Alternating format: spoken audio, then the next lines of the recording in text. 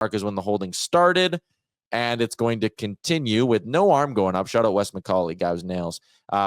Still going. I think you could see here he got out. 13 seconds, Connor McDavid was held by Connor Garland. No call. Officiating in the NHL, an absolute joke. There is no accountability. They never have to come out and explain themselves or defend themselves or talk about a call that they made or didn't made. It's ridiculous. And you want to know another cop-out? Wes McCauley or whoever it was just going, everyone on the ice is getting a minor penalty. Yeah. That's a lazy way to do your job. It's ridiculous. Well, the officiating was a joke in that hockey game.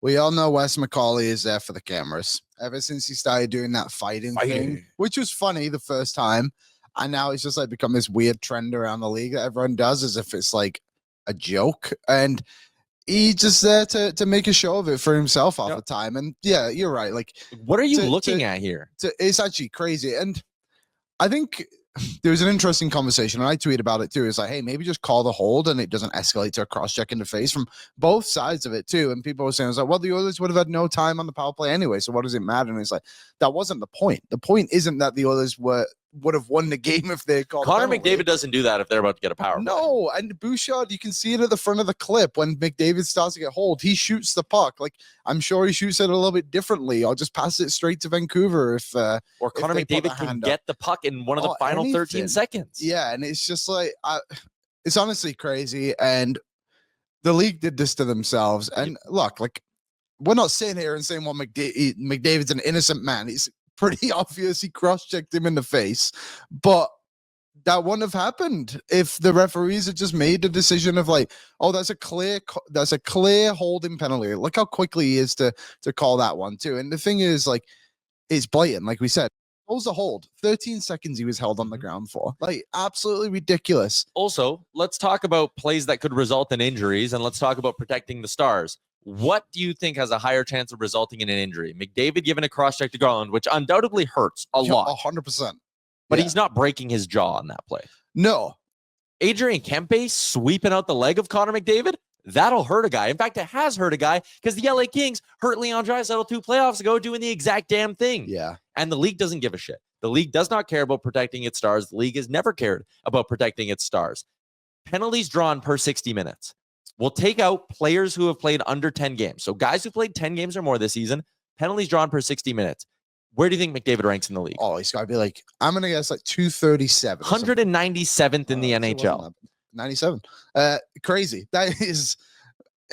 He holds the puck more than any forward. Yeah. He draws more infractions than any forward. He works through more infractions than any forward. And you don't call it because the refs are up their own ass. Let me guess. Pierre-Luc Dubois is up there in the top 20. Or should be anyway with the way he plays. Yeah. A little different this year that he's playing, but he draws a lot of penalty. Matthew Tkachuk, he'll be right up there. For sure he will, right? I saw I saw Michael Bunting, another guy that's getting back to that kind of hockey, right? Like, I mean, this is a conversation, to be honest with you, that I had previous to the game with the officials about this is the new kind of rat in the game, if you want to call it that. This is the new antagonizer in the game. And who are they targeting? They're targeting, people in front of the net. They're coming in. They're kind of slashing first. They're bumping, going down relatively easy. All those guys that I mentioned are very strong individuals. Mm-hmm. If it's game on the line and they need to score a goal, they'll fight off 3 guys and stand on their feet and get that puck. But for some reason, they fall relatively easy when somebody retaliates on them or comes over. Now, you can call it gamesmanship if you want to be a soccer team. And no offense to soccer. I know people that love soccer are going to be mad at me.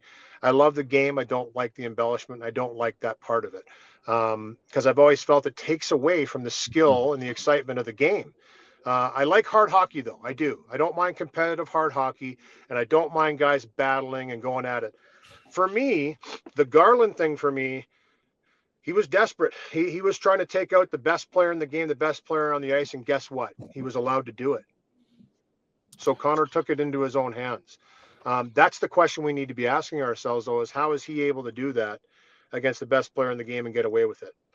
Because other leagues seem to protect their top players and their top stars, whereas the NHL doesn't seem to really care about that too much. What's up, Nation citizens? If you like that video, then you need to be subscribed to the Oilers Nation YouTube. Podcasts, live shows, exclusive interviews, and analysis.